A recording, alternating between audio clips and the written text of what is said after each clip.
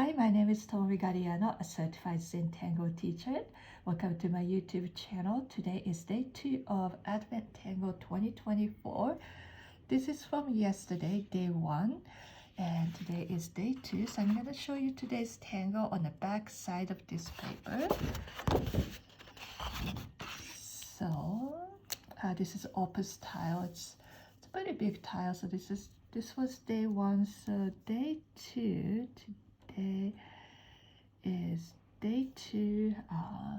Today's tangle is called Yuliset. Yuliset.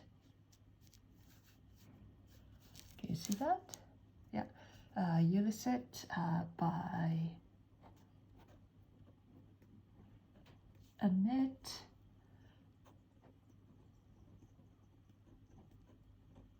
Ruempler. I think that's how you pronounce. So this one, I'm gonna do a little big here as a practice. It's maybe a little tricky, so be patient with yourself. So you start with curved line. I think you can curve any direction you want. It can be S or reverse S, but it's gonna come. They're gonna come all together at a point, at a center point, like this. So I did 5, so it's kind of like star shape. And then from on each of these prongs, you're going to add an orb somewhere in the middle, perhaps a little closer to the center than actually smack in the middle, because we want to have enough length left outside of, so if I measure the distance from the center to the orb to the end, I think it'll be easier if you can keep this orb a little closer to the center, so that you have enough space on this side to play with. So that's why I'm extending these lines a little bit. And from this orb, you're going to take off and draw a line to, I think I already messed up a little bit. I think all these orbs should be on the same side of the line. So this one was on this side, so it's gonna be like this. So this orb, we're gonna leave this here, but should be on the same side. Sorry about that. So like this. So I'm pretending like this orb doesn't exist for now. So this orb should be on this side. And take off and land.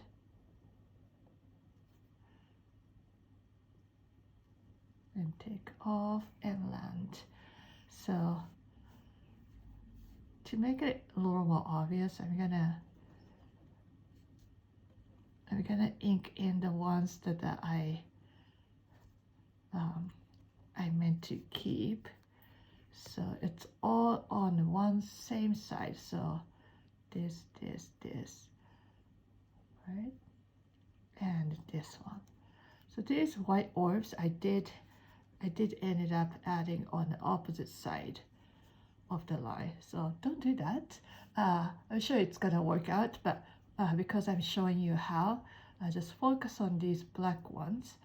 So now that you have this new line, and on this line, you're gonna add half of the orb, half circles. I'm gonna ink in this too. You don't have to, but I'm going to, because so that it's easy for you to follow. So just ignore these white ones.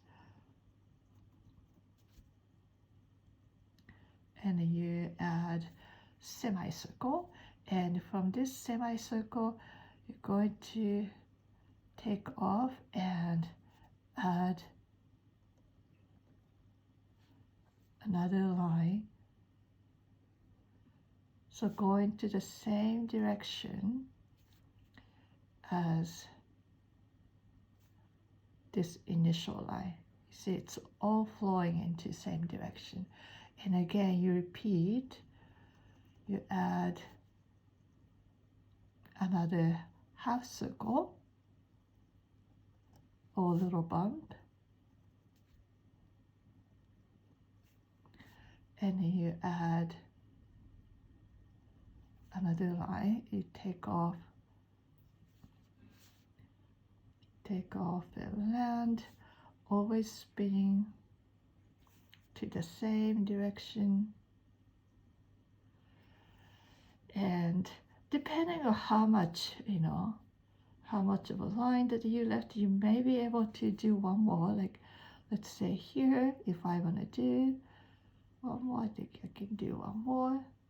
So work with the lines that you have, and then next step, from this tip, you're gonna come back to the initial orb.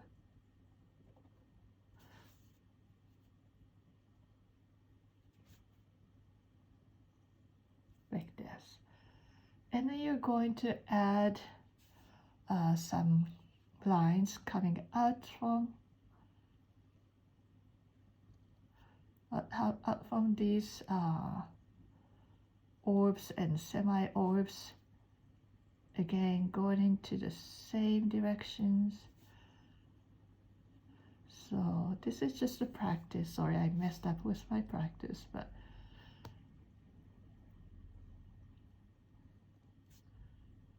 all these lines are going into the same directions. And when I'm actually drawing this tangle on the other side, I'm gonna be turning my tiles around quite a bit so that I don't have to draw my line in uncomfortable directions. And inside this narrow space too, you can add some lines, maybe 1 line, 2 lines, depending on how much space you have. So this is how you do this tangle. So now you know how to do this. Let's flip, and I have to pick a spot. So I randomly picked this spot. So I still have 24 more spaces to fill. Now I could go right next to it, but since this was kind of like a star-ish shaped tangle, and this Yuliset is also kind of star-ish shaped tangle, I think I'm gonna pick somewhere away from this. So maybe, so it's here, maybe I go here. Yeah, I think that's what I'm gonna do. I'm gonna use this one in the corner. So you ready? Sorry, I bumped into my camera. So I'm gonna do in this one. So we're gonna make this a little bit off center, maybe.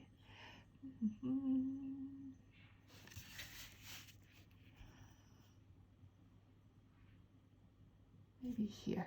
So this will be my center, but it's a little off. So from here, gonna add these plums.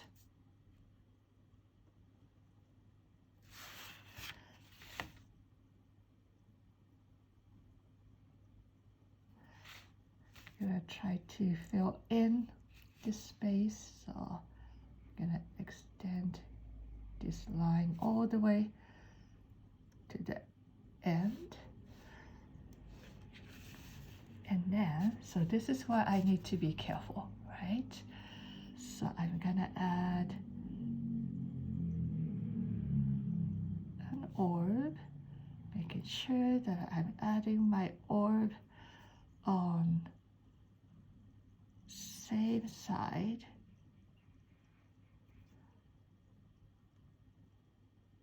of each of these lines. Okay, and then from here I'm gonna take off and land. I'll turn my paper, take off and land.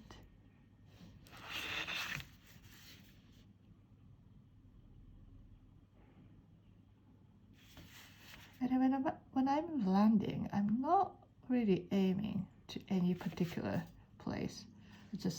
I'm just following where my lines are taking me. So this one, I'm gonna take off and land. So once I have this, I'm going to add a semicircle.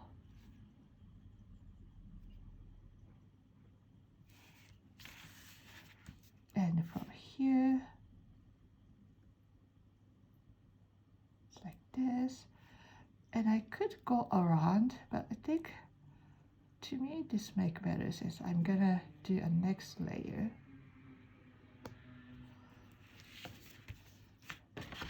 And I'll move on to the next section. So it'll be this one.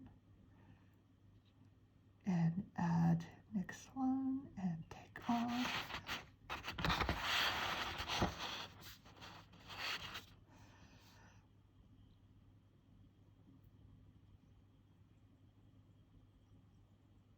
Take off.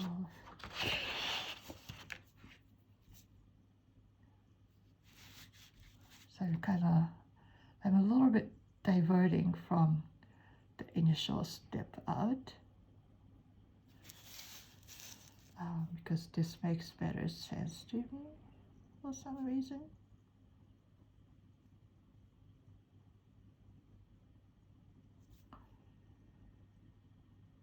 Okay, so like this, and then, oops, sorry, I got off camera.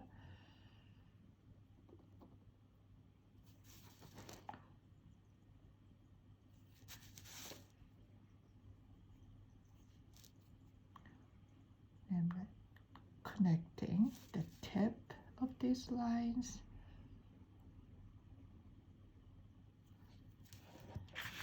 to the side. So this is my like initial shape, and then I'll switch to my blue pen as I add these lines.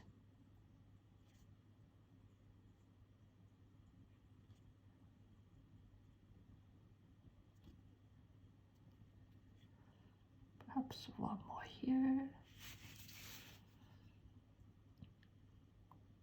Maybe I'll do a little tighter.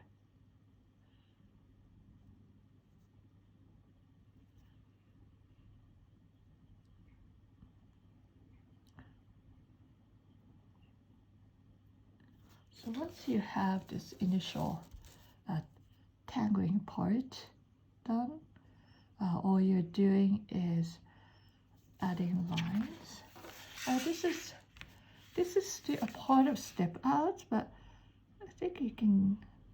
This is where you can have lots of fun. If you want to do some other texture, you can certainly do.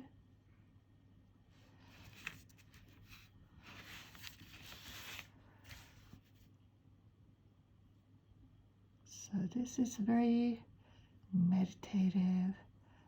It's time to perhaps reflect on what you're feeling, what you're grateful for. So today is day 2. Before I start tangling today, I was reading my my Advent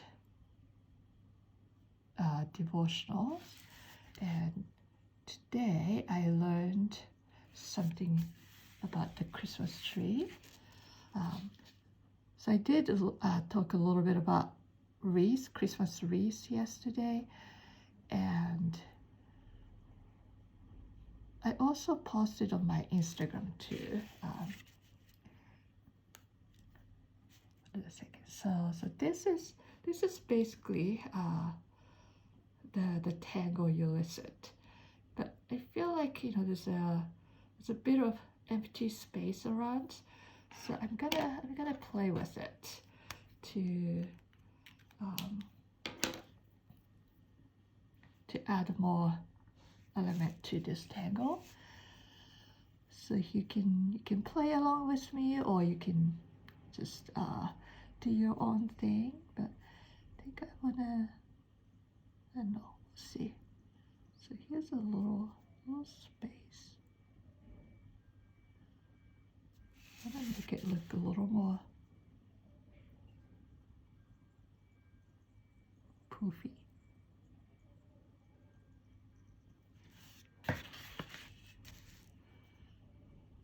But still, I'm kind of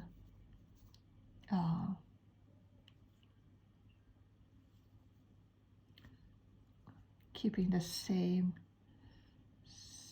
idea, just the bumps and lines. So I'm adding something extra, but I'm still keeping it true to the tangle, and make it look a little rounded. Maybe one more layer.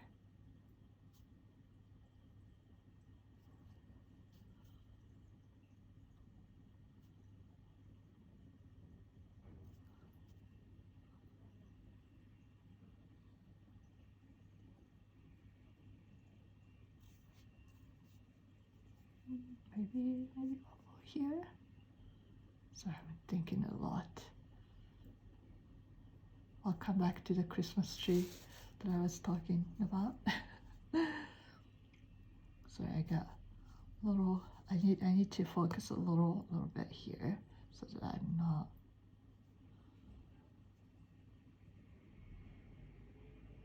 getting lost. Yeah, I think I'm happy with this. And perhaps I will continue to add blue lines here. So anyways, I was reading about the Christmas tree. So let me find what I was reading. So it says, during the 7th century, an English missionary named Saint Boniface came across some men offering sacrifices to an oak tree. Angered by their sins, Saint Boniface cut down the tree with one swing of his axe. Years later, from the tree stump, a pine tree began to grow. Saint Boniface used this as an example of Jesus' victory over death and eternal life we have through him. Have you ever noticed that a pine tree always points toward the heaven? And 1 Peter 2:24 says, he himself bore our sins in his body on the tree, so that we might die to sins and live for righteousness. Jesus died on the cross so that each one of us can have everlasting life.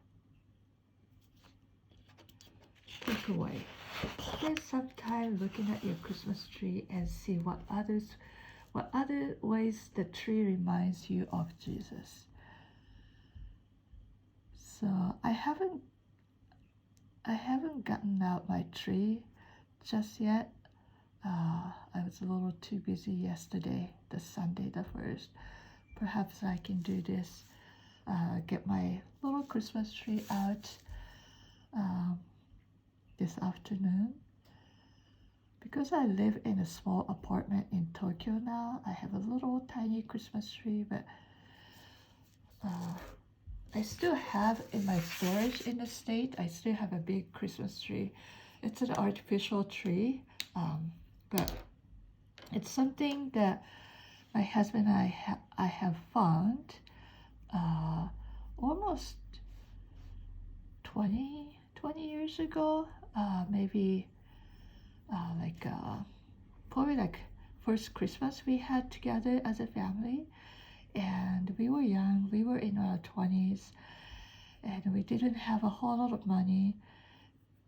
But this is funny because we were actually at a Goodwill, a secondhand store, in July, and they had a section for Christmas merchandise.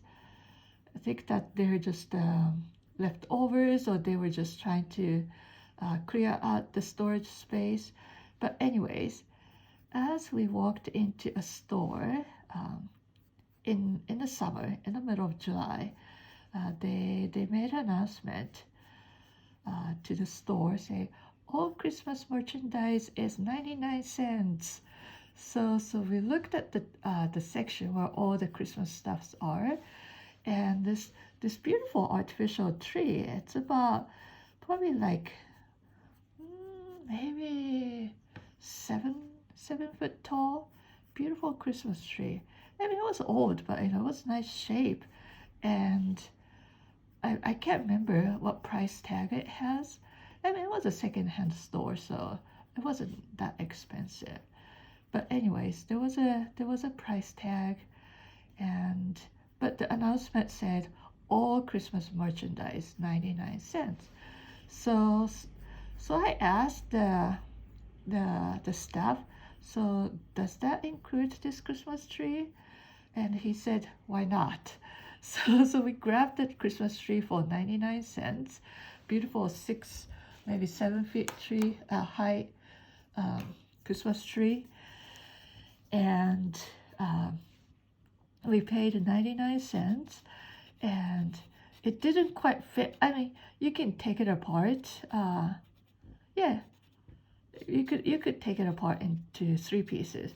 So it barely fits in our trunk, back of our trunk. So we had to zip tie around the trunk to keep it closed, and took it home. And we were getting the Christmas tree out, and our neighbors were like, what are you doing with Christmas tree in July? So I told them, well, this is what we got for 99 cents. And we kept the tree in garage till July. And we pulled it out, and that was our first Christmas tree together, and we still have that tree. We get that tree out every year for the Christmas, and every time we go somewhere on a vacation, we either buy Christmas ornament, or I make Christmas ornament. I made Christmas ornaments with something that I found on that trip. So we started with random ornament, but each year, each passing year, we had more and more ornament that has special meaning to us. So they're not just random, Christmas ornaments that you buy in a box.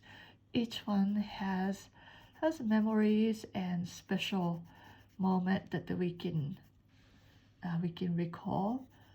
So each year we decorate Christmas tree. Some of them have pictures, some of them have a gift, incorporated gift from our friends who are no longer with us on this earth, but still in our hearts. So each year we open Christmas box to decorate the Christmas tree. that we get to kind of remember things that we did together, people who were in our lives, the gift that they have given us. And since our friends know that we do this every year, like when they go on a vacation, sometimes they give us a Christmas ornament as a souvenir, especially when they go to faraway place like overseas. Like I have ornament from Greece, Egypt, France, England. Those I think Israel. I have an ornament from Israel. These are not the places that we've been to, but our friend wanted us to have the special piece from their vacation. So it was really nice. We enjoyed that every year. So that tree, and actually that tree is not in our storage. Sorry, that tree is actually was one of our friends, because they recently, maybe not recently, but a little before we left the States a few years ago, they just had a baby and they wanted to have a big Christmas tree to celebrate the first Christmas with the baby. So we let them have our tree, and so they are the tree keeper for us. So they're still using our tree, and all of our ornaments are in a storage.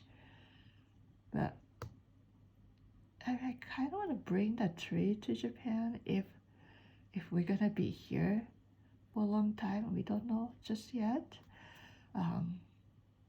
That really depending on job situation, family situation, different things. But if we decided to stay here longer, I may want to ship the Christmas tree here. But the problem is, where do I want to store this big tree?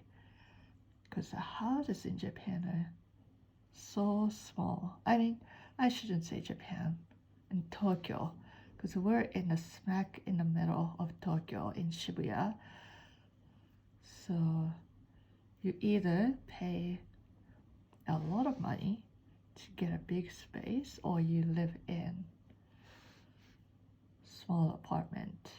So that's what we're doing. We're still not sure where we're gonna be in next 5 years, 10 years. So I don't wanna bring. We didn't want to bring everything here. So,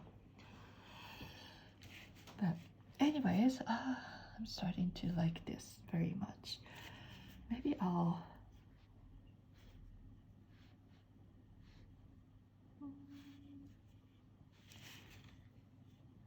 add.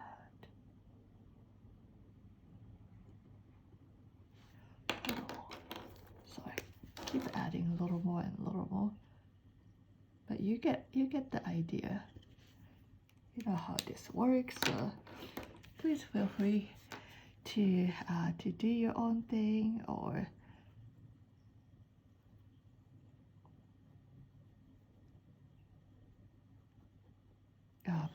continue practicing this tangle.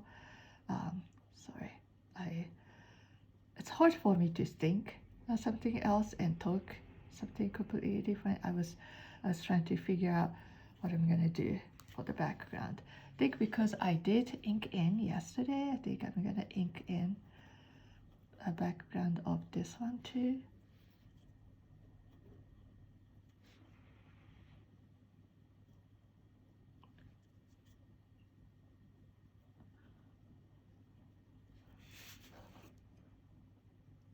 So anyways, I don't know if your Christmas tree is out yet. Um, I don't know what your Christmas traditions are. Perhaps you can share that in the comment. The Christmas, your family Christmas tradition, um, perhaps associated with Christmas tree. Maybe you have, oh, like my neighbors, they go out to a mountain. Well, I guess you had to get a permit, but every year they go out to a mountain to cut down their own Christmas tree, and they bring it home. So that's their family tradition. I think that's really fun. And also something, I thought it was really funny is like when the first Christmas I had in America, I saw people buying the live Christmas tree, not live, I guess the fresh. I guess they're not really live because they're already cut down. Fresh Christmas tree, and then they are in this kind of mesh bag or wrapped around tightly in a net, and they hop that up on the top of the car and tie it down and drive around with the Christmas tree. And I thought that was just the funniest thing, that people are driving around with a fresh Christmas tree. It looked like Christmas tree just got captured in somewhere, and they're just tied down on the top of the car so that they don't escape. I thought it was funny. But anyways, and also I miss the smell of fresh Christmas tree when I go to like my friend's house, my neighbor's house.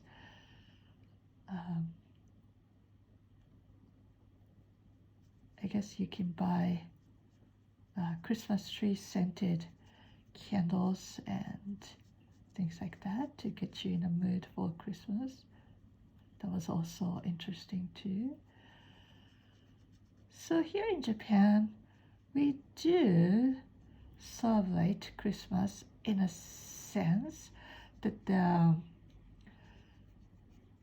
that we have lots of Christmas lights and Christmas trees all around the town.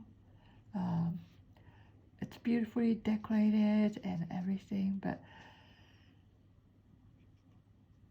I think not many people go to church or know why we celebrate the Christmas. It's just like another event for them here in Japan. And a lot of the times the people go out for nice dinner, and it's not really a family event. It's more of a lovers event. So in a restaurant on a Christmas Eve, it's filled with with a dating couples or maybe married couples, whatever. But so that's kind of what Christmas is here in Japan.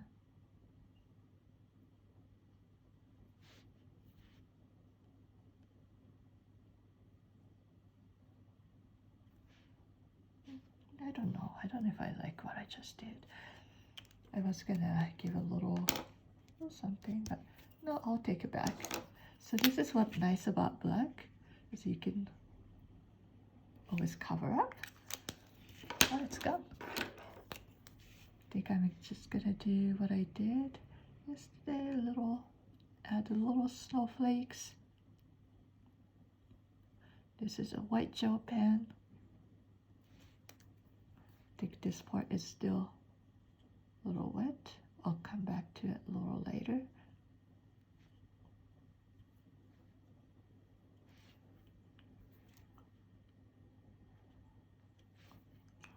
And perhaps I add a little more dots with silver. But anyways, thank you for watching, and thank you for sharing your Christmas tradition, especially something about the Christmas tree in a comment. I look forward to seeing you tomorrow for day 3, and I hope you enjoy tangling with me and making progress, and yeah, just getting ready for the Christmas. Thank you for watching. Bye now.